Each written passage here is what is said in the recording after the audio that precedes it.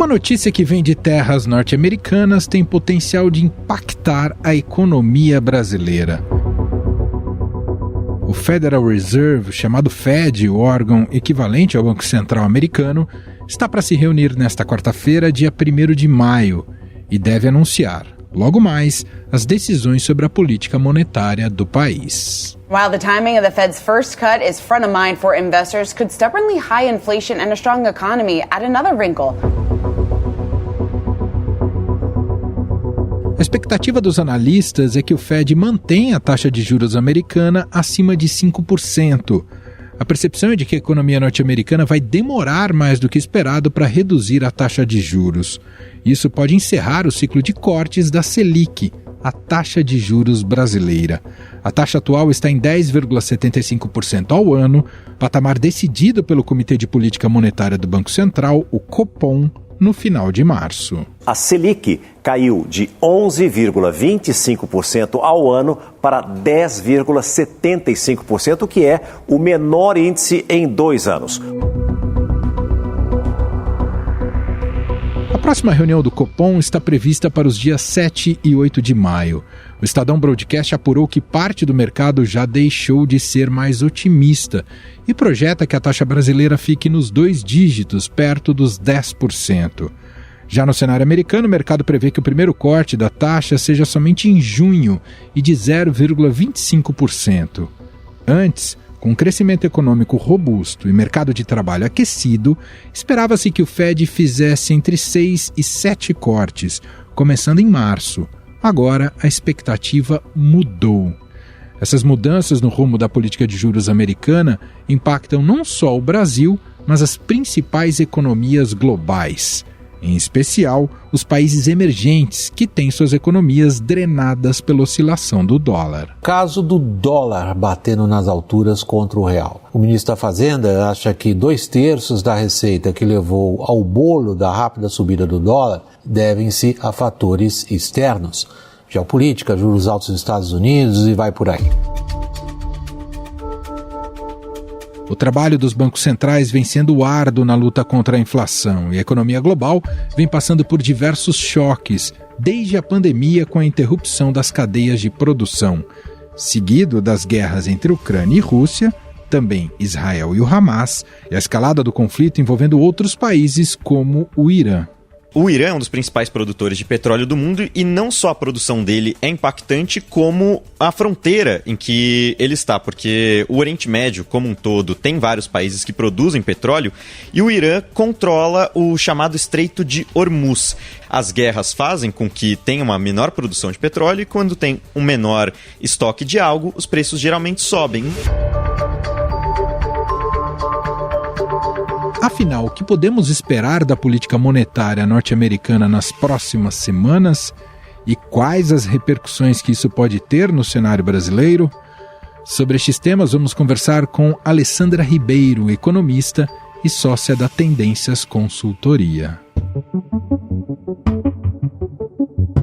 Olá, Alessandra, tudo bem? Seja bem-vinda. Olá, Emanuel, obrigada. Eu que agradeço o convite. Alessandra, a máxima que diz que quando a economia americana espirra, o resto do mundo fica gripado, segue intacta essa máxima? Pois é, Manuel, segue intacta. Não tem jeito, né? Quando a gente vê algum movimento mais importante na economia americana, a gente tem os reflexos para o resto do mundo. E, obviamente, que são reflexos diferentes quando a gente fala de resto do mundo, economias avançadas, resto do mundo, economia emergente, com uma percepção de risco um pouco maior. Então, a gente tem efeitos, que é o nosso caso aqui, por exemplo, para a economia brasileira, efeitos mais pronunciados quando alguma coisa acontece por lá. A gradação dessa gripe, então, a depender do estágio que está a sua economia, um pouco é isso? Justamente, Manuel, esse é o ponto, né? Porque quando a gente fala, obviamente, como uma economia europeia é afetada quando há algum tipo, por exemplo, de decisão do Banco Central americano, o efeito existe, mas ele é muito diferente nessa gradação quando a gente pensa em economias emergentes, economias mais endividadas, economias cujos agentes econômicos tenham uma percepção de risco maior. Então, aqui é mais pronunciado o efeito, sem sombra de dúvida. Bom, nesse momento se discute muito tanto a persistência da inflação nos Estados Unidos, quanto esse ritmo no corte da taxa básica de juros por lá, né? Segue um juros alto para o padrão americano. Que tipo de efeito isso tem gerado, tanto para o Brasil como também para outras economias? É isso mesmo, Manoel. A gente tem observado, né, dados da economia americana, dados de um lado, né, uma atividade econômica bastante resiliente, uma atividade econômica melhor do que se imaginava já para esse momento da economia por lá. Por outro lado, a inflação também resiliente, principalmente quando a gente olha alguns itens que são mais sensíveis a ciclo econômico, como é o caso da inflação de serviços, que tem mostrado aí uma carinha realmente não muito bonita por lá. E isso tem levado o Banco Central americano a reavaliar a condução da política monetária por lá. Só lembrando, né, que no final do ano passado a gente estava com os mercados bem eufóricos com a possibilidade de uma redução de juros, né, pelo Banco Central americano em breve. O mercado falava naquele momento numa primeira redução em março. E não falava só porque o mercado achava, mas o próprio presidente do Fed deu algumas sinalizações que permitiram essa interpretação. Então a gente tinha aquela euforia de que, olha, a atividade vai ficar mais fraca, a inflação vai ceder e o Banco Central americano vai reduzir esses juros a partir de março. E aí a gente foi vendo os dados, né, e os últimos dados disponíveis, mostrando essa resiliência de atividade e essa caricatura de inflação. É um quadro que os bancos centrais realmente têm bastante preocupação. E aí a gente viu toda a mudança de tom pelo próprio Banco Central americano, sinalizando que essa flexibilização vem mais à frente. E aí a gente viu os ativos todos ao redor do mundo se movimentando por causa disso. Então a gente viu, por exemplo, uma valorização importante do dólar, que afetou, né, as moedas, principalmente moedas emergentes, como o real. O real perdeu bastante, né, se a gente pensar nesses últimos meses, já como um grande reflexo desse fortalecimento do dólar.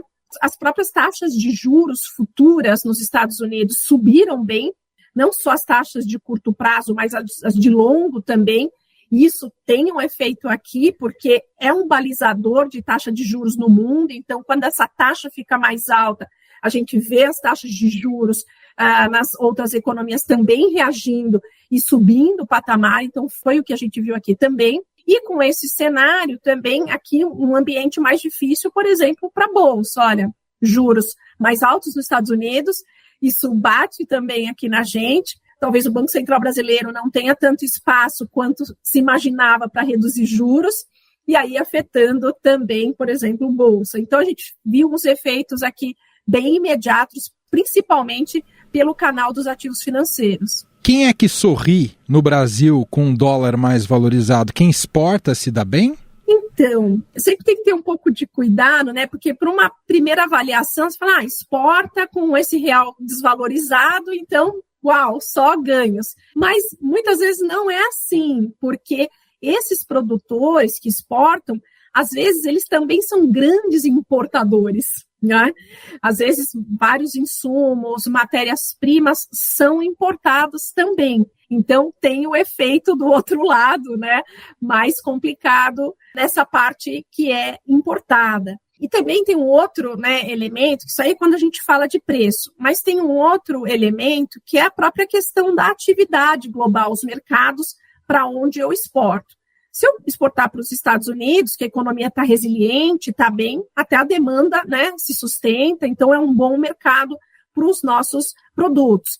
Mas se a gente está exportando para economias que já estão mais enfraquecidas, em desaceleração, obviamente tem esse lado da demanda também, né? Então a gente está enfrentando mercados que a demanda pode estar um pouco mais fraca. E aí, de novo, a gente sempre precisa olhar essa questão do dólar por esse lado, os preços que eu vendo, mas também se tem um componente importado muito grande que pode deixar essa conta menos favorável, né? E para a situação doméstica americana, o dólar mais valorizado é positivo, é negativo? Imagino que isso vai entrar até no debate das eleições entre o Biden e o Trump. O Trump já tem sinalizado que pretende enfraquecer esse dólar, não é? Pois é, eu acho que esse é, enfim, até um tipo de debate que, enfim, chamaria muita atenção numa eleição americana, né? Porque esse é um preço que ele é determinado por fundamentos, então não deveria ser, né, um elemento de discussão, ainda mais numa campanha presidencial, né? A mesma coisa aqui.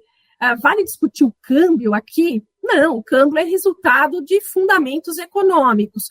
Obviamente que economias que estão bem, estão fortalecidas, crescendo muito, com fundamentos, tendem a ter uma moeda mais apreciada, né? Se a gente pensar na economia americana, obviamente que o fortalecimento do dólar, ele acaba ajudando um pouco na questão da inflação, principalmente olhando aqui para inflação de bens, né, que pode deixar essa inflação de bens um pouco mais favorável, mas ainda que a inflação de bens não é o maior problema nos Estados Unidos, né, até porque quando a gente até faz uma correlação, né, do índice de preços importados nos Estados Unidos com o índice de preços no atacado na China, que ainda a China, né, diminuiu bem as exportações para os Estados Unidos, mas ainda exporta bastante, né, a gente vê que a China ainda contribui com deflação para os Estados Unidos.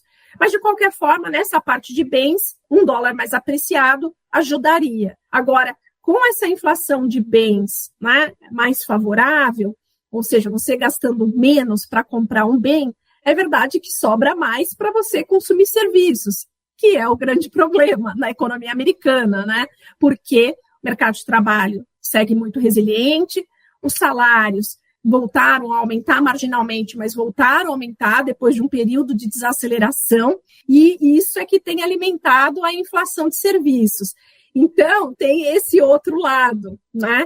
E a economia americana, ela não é, enfim, ela exporta, mas não é, né, o grande motor. Então, não seria daí também uma questão, acho que muito importante para a economia americana, não. Eu veria mais por esses outros canais, Emanuel. Mas chama atenção, né, que numa disputa presidencial a gente tem esse tipo de discussão. Quero te ouvir, Alessandra, se a orelha do Roberto Campos Neto vai voltar a ficar muito quente, porque presidente do Banco Central Brasileiro, diante desse cenário desafiador, né, como está a situação nos Estados Unidos em relação à taxa de juros e inflação, com os nossos problemas fiscais, isso tende a levar que o Banco Central revise a questão dos cortes de juros na nossa taxa básica? Eu acho que tem essa possibilidade, sim, porque a gente está se deparando com um cenário realmente diferente em relação ao inicialmente imaginado, projetado, né? Então, é um cenário que esses juros americanos ficam por aí ainda por um bom período, ainda com o risco, ainda a gente tem o risco de não ter queda de juros nos Estados Unidos neste ano. E aí, esse dólar mais apreciado, com reflexos aqui na nossa moeda, e os juros, né, obviamente, esse balizamento que a gente tem de juro externo mais alto, o que afeta também a nossa política monetária aqui, exigindo um juro mais alto por aqui também. Então, assim, sim, eu acho que a cabeça do Roberto Campos vai ficar mais quente mesmo. E lembrando que a gente tem o grosso dessa história toda realmente é externo, né, a maior parte, mas a gente também tem elementos domésticos, né, Emanuel? A gente tem, sim, uma piora, eu diria, de percepção de risco em relação à economia brasileira por causa do elemento fiscal, né? Não só pela dificuldade do governo de encaminhar a agenda que prevê, né, que está baseada na expectativa de aumentar a arrecadação para fechar as contas por aqui, então a gente vê uma dificuldade do governo nesse encaminhamento. Do outro lado, a gente não tem nenhuma agenda para lidar com gastos, né, nenhuma agenda, o que a gente vê é só uma parte mais focada em revisão de gastos, né, mas não é nada que vai salvar a lavoura, é importante, é uma agenda super importante que está sendo conduzida no Ministério do Planejamento, mas não vai salvar a lavoura aqui de garantir resultado primário. Então é isso, dificuldade de agenda para aumentar a arrecadação, nenhuma agenda mais robusta pelo lado dos gastos, E a gente viu essa mudança de metas já a partir de 25, né, para os anos seguintes, o governo se comprometendo aí com uma meta menor, mas ainda assim muito desafiadora para ser cumprida. Então, tem um elemento doméstico, sim, né, de aumento de percepção de risco, também nessa precificação, quando a gente pensa em câmbio, quando a gente pensa em bolsa, juros futuros, isso também está na conta, né? E aí não adianta o presidente espernear. Se é um banco central responsável, tem que segurar a onda na taxa de juros. É isso, Alessandra? Perfeito, é isso mesmo, Emanuel. Um banco central técnico independente está correto em fazer isso, está correto. Porque o Banco Central não está olhando popularidade, não está olhando a economia agora ou em 2026. Não é papel do Banco Central. O papel do Banco Central é garantir inflação na meta, que isso sim tem resultados muito positivos e importantes para a sociedade brasileira, em termos de consumo e investimento. Então, o Banco Central seria uma vida muito difícil, né, sem ser técnico e independente nesse contexto, mas o Banco Central está corretíssimo se ele decidir que os juros têm que ser reduzidos num ritmo menor e talvez a Selic terminal, né, ela seja mais alta em relação ao imaginado, né, alguns meses atrás. Queria te ouvir um pouco mais sobre a persistência da inflação nos Estados Unidos. Tem relação com o cenário clássico de alta da demanda, Alessandra? Acho que desde da pandemia, a gente viu as economias lidando aí com vários estímulos, né, monetários, estímulos fiscais, para incentivar a demanda. É verdade que a gente teve vários problemas de oferta com a pandemia, a paralisação de produção, problemas logísticos, então isso também estava presente, mas a gente teve também o lado da demanda sendo muito incentivado. E, somente desde 2022, a gente vê o Banco Central, os bancos centrais dos países, né, desenvolvidos, mas o Banco Central americano retirando o estímulo, uma boa parte também dos estímulos fiscais têm sido revistos, mas o ponto é que ainda assim, né, a gente vê uma economia operando acima do que seria o desejável para reduzir essa inflação. Então, acho que tem uma discussão aqui, sim, Emanuel, se ainda, por exemplo, será que essa política monetária ela é contracionista o suficiente? Talvez não. Talvez o Banco Central americano tenha errado. Que, inclusive, como já errou, né? Eu acho que os bancos centrais dos países avançados erraram muito o cenário desde a pandemia. O que a gente viu aqui, por exemplo, no Brasil, foi muito diferente. Aqui foi o Banco Central brasileiro, acho que ele fez um diagnóstico aí muito correto, né, da situação, apesar das discussões, apesar, né, de todas as críticas, muitas vezes, mas o Banco Central aqui fez um diagnóstico, eu acho que muito mais correto de tudo que a gente viveu nos últimos anos. Os bancos centrais lá demoraram para entender que tinha uma questão de demanda, demoraram para reagir, né? Tanto é que aqui a gente já está reduzindo os juros e eles estão discutindo quanto mais tempo vai ficar parado, né? Então, acho que pode ter sim aqui uma discussão de que essa redução de estímulo não foi suficiente. Talvez a política monetária tinha que ter sido mais dura, por exemplo. Para a gente fechar, Alessandra, e até voltando na parte mais conceitual do início da nossa conversa, o dólar ainda seguirá por muito tempo sendo a principal reserva de valor no mundo ou a chance de uma desdolarização? Pois é, mano, essa é uma grande discussão, né? E não só, né, por causa de moedas fortes, como o euro, por exemplo, mas a gente vê uma China, por exemplo, reivindicando muito, né, esse lugar no mundo, querer ter a sua moeda como também uma moeda de reserva importante. Mas ainda a gente vê, né, as transações, a maior parte das transações ainda em dólar, ou seja, mais de 60% das transações internacionais são realizadas em dólar. O euro tem um peso importante, obviamente, mas as outras moedas ainda têm um peso pequeno, né? Pelo menos no horizonte que eu consiga ver, viu, Emanuel? Eu ainda vejo o dólar como uma moeda ainda muito importante, né? E isso, obviamente, tem a ver com a importância da economia americana, mas não só, né? Tem a ver com as instituições americanas. Quando a gente fala de um banco central também independente, um banco central técnico, um tesouro, né, também nacional por lá, técnico, previsível, que os agentes de mercado conseguem entender e antecipar movimentos, regras do jogo de forma geral. Então, acho que tem muito a ver com isso também, que outras economias, inclusive a própria China, acho que tem que ganhar, né, a musculatura nessas questões e na geração dessa confiança para ter o maior percentual das transações internacionais na sua moeda.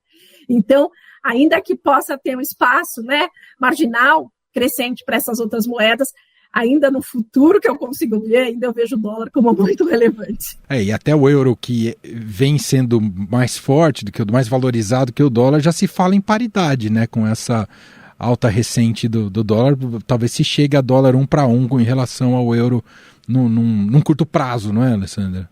Porque lá a política monetária na Europa, ela deve ir para um outro caminho, né, Emanuel?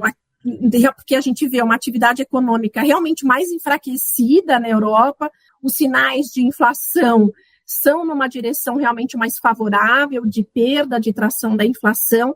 Então, o Banco Central Europeu, ele deve reduzir mais rapidamente a taxa de juros, né? Então, as apostas estão realmente agora para meados do ano, né? Para junho, agora comecinho do verão. Então, a gente deve ter um euro em relação ao dólar mais depreciado, na verdade, né? Então, é esse movimento que a gente deve observar nos mercados ao longo dos próximos meses, enquanto que ainda fica essa dúvida se vai ter redução de juros nos Estados Unidos, né? Vai ficar mais caro ir para a Disney, esse é o resumo da história, né, Alessandra? Sim, para nós brasileiros, pagando em real, realmente vai ficar mais caro. É isso em relação, pelo menos, ao que se projetava inicialmente, né, Emanuel? Sem dúvida. Muito bem, essa é a Alessandra Ribeiro, economista e sócia da Tendências Consultoria, gentilmente aqui atendendo a nossa reportagem. Muito obrigado pela entrevista, viu, Alessandra? Eu que agradeço, foi um grande prazer, Emanuel. Estadão Notícias.